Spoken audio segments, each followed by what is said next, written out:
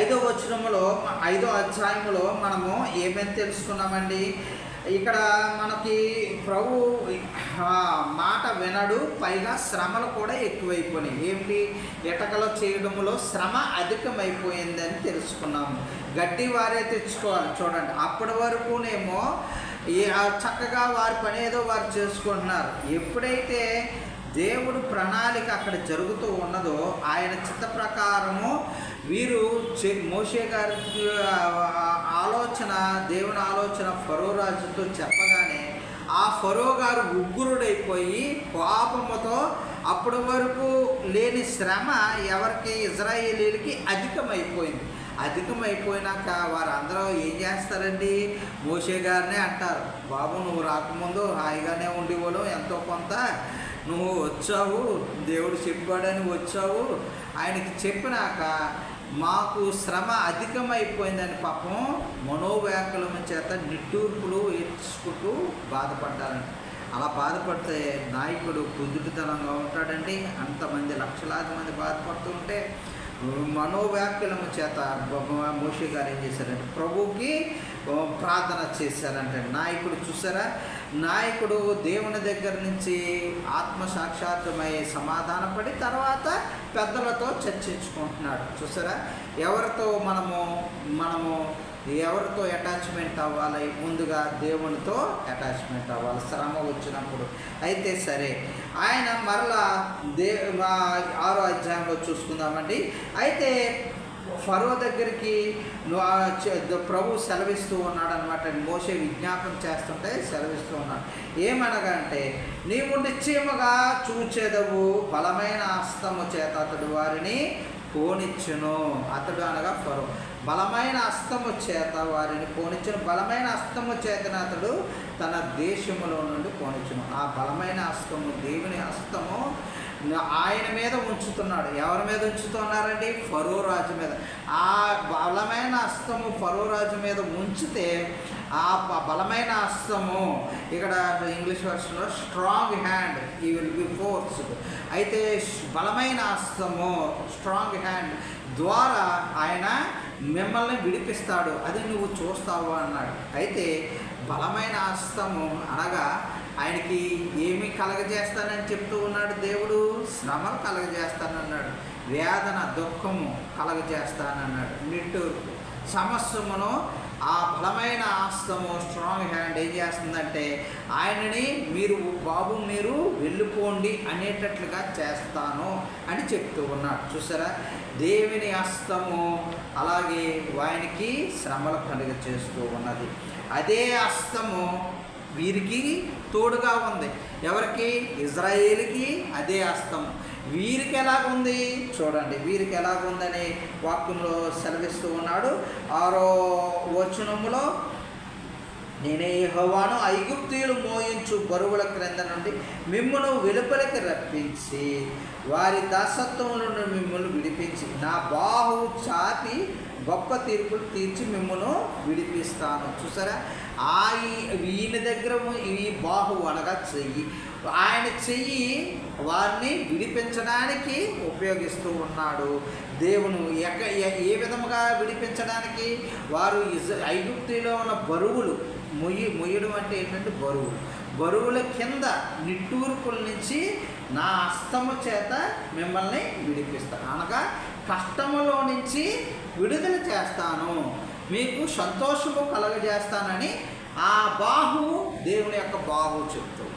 ఇక్కడ మరి ఫరో గారికి ఏ విధంగా అదే హస్తము శ్రమలు కలగజేస్తానని చెప్తాను. చూసారా, ఈ రెండిటికి డిఫరెన్స్. దేవుని హస్తము నీపైన నాపైన ఏ విధముగా ఉంది? కృప చూపే విధముగా ఉందా, లేకపోతే శాపనార్థమైన హస్తముగా ఉన్నదా, శ్రమలు కలిగించే హస్తముగా ఉన్నదా?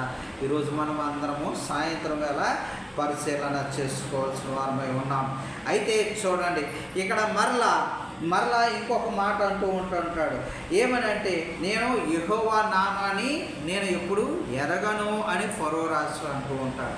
అయితే ఆ ఫరో రాజుకి యెహోవా నామము తెలియపరచబడడానికి గల కారణము కూడా చెప్తూ ఉన్నాం. అయితే ఈ మోషే గారికి ఏమని చెప్తూ ఉంటాడంటే, నేను ఉన్నవాడను అనువాడనై ఉన్నాను అని చెప్తూ మరణాంతం అన్నారు.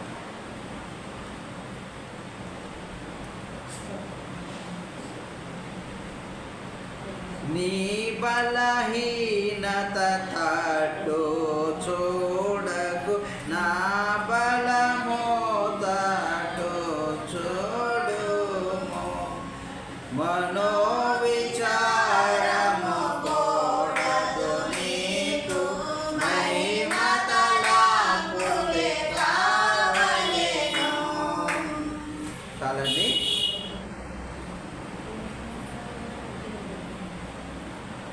అయితే ఇక్కడ చూడండి, నేను ఉన్నవాడును అనువాడునై ఉన్నాను అని చెప్పేసి మోషే గారికి బయలుపరచడము, ఆ నామాన్ని ఆయనకు ఫరో రాజుకి చెప్పడము జరిగింది. అయితే ఉన్నవాడును అనువాడును అనే నామము నాకు తెలియదు అని చెప్తూ ఉన్నాడు. ఎందుకనగా ముందు వరకు ఏమని దేవుడు తన గురించి ఏమని పరిచయం చేసుకున్నాడంటే, ఆది కాండములో అబ్రహాముకి ఏ విధముగా తెలియపరుచుకున్నాడంటే, ఆది కాండం 17:1 ఉంటుందండి, నేను సర్వశక్తి గల దేవుడను, నా సన్నిధిలో నిందారహితుడవై ఉండము. చూసారా, నేను ఎవరిని పరిచయం చేసుకున్నాడు, నేను సర్వశక్తి గల దేవుడను అని పరిచయం చేసుకున్నాడు. అక్కడేమో అబ్రహాము గారికేమో సర్వశక్తి గల దేవుడును అని పరిచయం చేసుకుంటున్నాడు. ఇక్కడ మోషే గారితోనేమో ఉన్నవాడు అనువాడు నేను ఉన్నాను అని తెలియపరుస్తున్నాడు. ఉన్నవాడు అనువాడు మా దేవుడని చెప్పగానే ఫరో గారు ఆయన ఎవరో నాకు తెలియదు అంటూ ఉన్నాడు. చూడండి, ఆయన యొక్క నామముల యొక్క ఎబ్రివేషన్స్ ఆయనకి తెలియపరచలేకపోవడం విచారకరం. అయితే నేను సర్వశక్తి గల దేవుడునని అబ్రహాముకి తెలియపరుస్తూ ఉన్నాడు. అయితే శక్తి గల కార్యములు చేయడానికి ఎవరు కావాలండి? శక్తిమంతుడు కావాలి, చేయగలిగిన వాడే కావాలి. ఈ లోకంలో చూసుకున్నట్లయితే అయితే బలమైన చూడండి పిరమిడ్స్ కానీ, బలమైన స్ట్రక్చర్ కానీ, బ్రిడ్జ్లు కానీ, ఎత్తైన శిఖరముగా అనిపించే భవనాలు కానీ అవన్నీ కూడా కట్టాలంటే ఏం కావాలండి? జ్ఞానము కావాలి, శక్తి కావాలి. అంతేగాని కూర్చొని రిలాక్స్గా ఫుడ్ తింటే అవన్నీ కట్టగలండి? అవన్నీ కూడా రాజ్యాన్ని జయించాలంటే, అవి బలంగా రక్షణ పొందాలంటే అవన్నీ కోట కట్టాలి. అది అంత సైనికుల పని. అదంతా కూడా శూర కార్యములు ఎవరు చేయగలరండి? శక్తిమంతులు చేయగలరు, అంతేగాని శక్తిహీనులు చేయలేరు. అటువంటి కార్యములకి దేవుడు మనకి తోడై ఉన్నాడు. దేవుడు శక్తిమంతుడు. అటువంటి కార్యములు చేయడానికి, శక్తి గల కార్యములు చేయడానికి ఈ రోజున అటువంటి సర్వశక్తుల మీద ఆధారపడి ఉన్నారు. ఎవరు? ఇజ్రాయేల్ ప్రజలు అందరూ కూడా మోషే గారు అత్యంతంగా దేవుడి మీద ఆధారపడి ఉన్నారు. ఎందుకనగా ఆ రాజు యొక్క ఆ పట్టణములో నుంచి, ఆ దేశం నుంచి విడుదల పొందాలి కాబట్టి వీరి యొక్క ప్రయత్నాలు ఒకదాని తర్వాత ఒకటి చేస్తున్నట్లుగా మనం చూస్తూ ఉన్నాం. అందుకనే దేవుడు చెప్తూ ఉన్నాడు మత్తయి 14లో మనం చూడండి, మనం చూసుకున్నట్లయితే అవిశ్వాసము బట్టి గాలిని చూచి ఏమైపోయాడండి? పేతురు గారు నీటి మీద అప్పటి వరకు నడిచాడు, ప్రభు వైపు నడిచాడు. నడిచి ఏం చేశాడండి? గాలి చూచి భయపడి మునిగిపోసాగాడు. చూసారా, అప్పటి వరకు రమ్మనగానే నడిచాడు, విశ్వాసంగానే నడిచాడు. అయితే అప్పటి వరకు ఏ ఆటంకమూ లేదు. సడన్గా గాలి వచ్చేటప్పటికి బెదురు కలిగి ఏమయ్యాడండి? అవిశ్వాసము కోల్పోయినప్పుడు వెంటనే ఏం చేశాడు? అపజయం వచ్చింది, అలా మునిగిపోవడం చూసాడు. అప్పుడు మరలా ప్రభువు రక్షించు అని కేకలు వేస్తున్నప్పుడు అల్ప విశ్వాసం ఎందుకు సందేహపడుతుంది అని అడిగినట్లుగా మనం చూస్తూ ఉంటాం. అయితే ఇక్కడ చూడండి, నేను మన ప్రభు ఇజ్రాయేలు మూలుగును విని నా నిబంధన జ్ఞాపకం చేసుకున్నాడు అనమాట అండి. ఆ బరువుల కింద ఉన్న నిట్టూర్పుడు విని ఏం నిబంధన జ్ఞాపకం చేసుకున్నాడు? పితరులకు ఇచ్చిన వాగ్దానము, అబ్రహాము, ఇస్సాకు, యాకోబుకు చేసిన నిబంధన జ్ఞాపకం చేసుకున్నాడు. ఈ రోజున మనము దుఃఖపడుతూ ఉంటాము, వేదన పడుతూ ఉంటాము. అయితే మనకి యొక్క పితరుల యొక్క ప్రార్థనలు జ్ఞాపకము చేసుకుంటాడండి. ఆ ప్రార్థనల యొక్క ఫలితముగా వాగ్దానం ఇస్తాడు దేవుడు మన పితరులకి. ఆ వాగ్దానము ఎవరికి అనుగ్రహిస్తాడు? మనకు అనుగ్రహిస్తాడు. మన కష్ట సమయంలో మనకు ఆ దీవెనలు అనుగ్రహిస్తాడు. చూసారా, మన దేవుడు పితరుల యొక్క దేవుడు మనకి ఆశీర్వాదం పిల్ల తరతరములు ఉంటుంది. మన యొక్క ప్రార్థన మనకి వృధా అనుకుంటాం, మనం వింటూ ఉంటాడు. మనకి దీవెన ఒక వరము అనుగ్రహిస్తాడు. ఈ వరము మనకి వృధా కాదు, మన తరతరములు ఆ కృప, దేవుని యొక్క కృప మన మీద ఉంటూ ఉంది. అందుకనే ఆయన అప్పుడు చేసిన వాగ్దానము మోషే గారికి, ఇజ్రాయేల్ ప్రజలకి అనుగ్రహిస్తున్నాడు. ఎందుకంటే వారి యొక్క శ్రమను బట్టి నేను పితరులకు ఇచ్చిన కానానుకు నడిపిస్తానని వాగ్దానం జ్ఞాపకం చేసుకుంటున్నానని దేవుడు చెప్తూ ఉన్నాడు. అందుకనే మనకి ప్రభువు మనకి ఈ రాత్రి వేళ వాగ్దానం ఇచ్చాడు. ఏమని వచ్చాడంటే, ఇదిగో నేను త్వరగా వచ్చుచున్నాను అని వాగ్దానం ఇచ్చాడు. వాగ్దానం ఇస్తున్న దేవుడు ఆయన వాగ్దానం నెరవేర్చడానికి మనం అందరం కూడా ఏమేమి ఉండాలండి? రాకడకు సిద్ధపడి ఉండాలి. మెలకువ కలిగి ఉండాలి. బుద్ధి గల జ్ఞానము గల కన్యకల వలె మెలకువగా ఉండాలి. సన్నిధిలో ఎప్పటికీ రాకడ కోసము సిద్ధపడిగా ఉండాలి. అంతేగాని అజాగృతులై లేజీగా కానీ, బద్ధకముగా కానీ, సోమరపోతులుగా కానీ ఉండకూడదని దేవుని నామంలో ఆశపడుతూ ఉన్నాం. అయితే ఇక్కడ చూడండి, మనం ఎందుకు రాకడికి సిద్ధపడాలి, ఎలర్ట్గా ఉండాలని అనగా, నోరు లేని మనం సృష్టిలో మనము శ్రేష్టమైన వారము. అయితే దేవుని స్వరూపముగా చేయబడిన వారు మనము సిద్ధపాటు కలిగి ఉండాలి. అయితే బహుముఖ్యంగా అయితే మనకన్నా తర్వాత స్థానంలో ఉన్న సృష్టి కూడా ఏం చేస్తుందంటండి? రాకడికి సిద్ధపడుతూ ఉందంటండి. చూసారా, రాకడికి ఏ విధంగా నేను చెప్పగలనంటే, ఇక్కడ రోమా 8:19 చూస్తూ ఉంటాం. సృష్టి మిగుల ఆశతో తేరి చూచుచు కనిపెట్టుచున్నది. అంతకన్నా శ్రేష్టమైన మనము రాకడకు కనిపెట్టుకొని కొనవలసిన వారమై ఉన్నాం. చూసారా, సృష్టి ఎలాగనగా మనకు అందరికీ తెలుసు. ఇదిగో శాస్త్రవేత్తలు అంటారు, ఇదిగో రాకడ వచ్చేస్తుంది, ఇదిగో అంతమైపోతుంది, సూర్యుడు అయి ఉండడు, భూమి ఉండడు అంటూ ఉంటారు. అందరూ కూడా చెప్తూ ఉంటారు. కానీ సరైన సమయం ఎవరికీ తెలియదు. కానీ సృష్టి సైంటిస్టులు కూడా చివరికి నిర్ధారణ జరిగింది. అనగా వారికి కూడా తెలుసు రాకడ వస్తూ ఉన్నది. అయితే ఆ సృష్టి కూడా మిగులు ఆసక్తితో కనిపెడుతూ ఉన్నది. అటువంటిది మనము ఎంత సిద్ధపాటు కలిగి ఉండాలి. భూమి, నక్షత్రాలు, సమస్తము, గ్రహములు, సముద్రము సమస్తమును ఈ మెలకువ కలిగి ఉన్నవి. అవే మెలకువగా ఉన్నవి, అవే ఎలర్ట్గా ఉన్నవి. మనము మనుష్యులము అంతకన్నా శ్రేష్ఠులు. అసలైంది ఉండవలసింది ఎవరండి? మనము లేకుండా ఉంటున్నాము, బహు విచారకరము. మనము సిద్ధపాటు కలిగి మెలకువ కలిగి ఉండాలని దేవుడి పేరిట ఆశపడుతూ ఉన్నాను. మరలా ఇదే అధ్యాయములో నేను మాట నేర్పడని కాను, నోటు మాంద్యము గలవాడను, నాలుగు మాంద్యము గలవాడను అని చెప్పేసి మరలా వంకలో చెప్తూ ఉన్నాడు. వంకలో చెప్తూ ఉన్నప్పుడు దేవుడు చెప్తూ ఉన్నాడు. ఏమని చెప్తూ ఉన్నాడంటే, ఎందుకు ఆయనని నిజముండా పిరికివాడా అయిన వాడిని ఎందుకు ఎంచుకున్నాడు అనగా, అయితే సరిగ్గా మాటలు రానివాడిని ఎందుకు ఎంచుకున్నాడు? ఆయన అన్నీ నేర్చుకున్నాడు, కానీ ఆయననే ఎంచుకోవడానికి గల కారణము చూడండి. ఇక్కడ ఏ శరీరయు దేవుని, 1 కొరింథీ 1:29 మనకు తెలుసు కదండి. ఏ శరీరం దేవుని ఎదుట అతిశయింపకుండా నట్లు జ్ఞానులను సిగ్గుపరచుటకు లోకములో నుండి వెర్రివారిని దేవుడు ఏర్పరచుకున్నాడు. చూసారా, జ్ఞానము గలవారిని ఎంచుకోలేదు. ఎవరిని ఎంచుకున్నాడండి?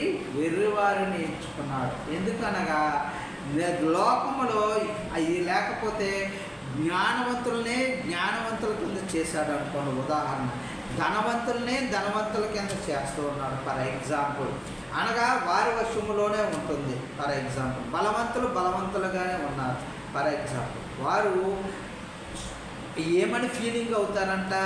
మేమే భగవంతులము అనే ఒక అభిప్రాయానికి వస్తారంటండి ఈ విధముగా ఉంటే. ఎందుకంటే మేము ఎప్పటికీ బలవంతులమే, మేము ఎప్పటికీ ధనవంతులమే, మేము ఎప్పటికీ జ్ఞానవంతులమే, మా తోటి సాటి ఇంకెవరూ రారు అని చెప్పేసి ఎప్పటికీ వారు గర్విస్తారంటండి, దేవుడులా భావిస్తారంట. అందుకని అందరూ కూడా ఏ శరీరం గర్వపడకుండా ఏం చేస్తున్నాడంటే ఎర్రివారిని జ్ఞానవంతులుగా చేస్తున్నాను అన్నమాట.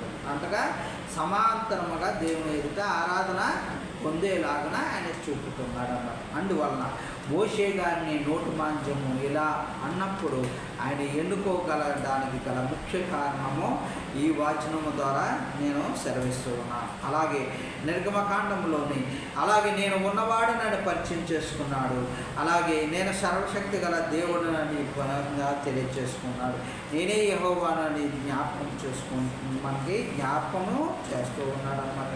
ఇక్కడ మనం అందరము కూడా ఇక్కడ మరలా వారు ఎవరు ఈ విషయాలన్నీ కూడా మోషే గారితో చెప్తూ ఉన్నప్పుడు, మోషే గారు వీరితో చెప్తూ ఉన్నప్పుడు ఇజ్రాయేల్ ప్రజలతో వారి యొక్క శ్రమను బట్టి మనోవ్యాకులతలను బట్టి వారి మాట అంటండి, మోషే గారి మాట వినలేదంటే. చూడండి, ఒకసారి విన్నాము, శ్రమలు అధికమైనవి, మరలా ఈయన మాట ఏంటి, మరలా మనకి ఏ ఆపద వస్తుందో అని భయపడి వారు వినలేదంటే. చూడండి, వారు వినకపోతా దేవుడు అంటూ ఉన్నాడు, దేవుడు మోషే గారికి మాత్రము అభయం ఇచ్చాడనమాట. ఆ హస్తము, ఆ బలమైన హస్తము ఫరో రాజు మీద ఉంచాను, ఆ బాధల చేత మిమ్మల్ని విడుదల చేసేటట్లు చేస్తానని వాగ్దానం ఇచ్చాడు. తిరిగి మరలా ఆయన దగ్గరికి వెళ్ళి వేడుకోండి అని చెప్తూ ఉన్నాడు అన్నమాట. అలా తిరిగి మరలా ఆయన ప్రయత్నము చేస్తూ ఉన్నాడు. ఒకసారి విఫలమయ్యాడు. అలాగే ఒక్కసారిగా చర్చలు జరుగుతూ ఉంటాయి చూసారా, ఒకసారి మన పంపకాల్లో కానీ ఏదైనా ఒకసారి విఫలం అవుతారు, రెండోసారి అలాగా మరలా రెండవసారి ఆయన ప్రయత్నముగా ఆయన దగ్గరికి వెళ్ళి మాట్లాడడానికి ప్రయత్నం చేస్తూ ఉన్నాడు దేవుని యొక్క ఆజ్ఞ చొప్పున. అలాగే 7వ అధ్యాయంలో మనము మరలా ఆయన ఏ విధముగా రియాక్ట్ అయ్యాడో ఫరో రాజు, ఏ విధముగా సెలవించాడు తదితర అంశములు 7వ రోజు రేపు తెలుసుకుందామండి. ఈ వాక్యము దేవత దేవుడు వెనుకలో దీవించును కాక. వాక్యం ఇచ్చిన స్తోత్రములు తండ్రి, స్తోత్రములు.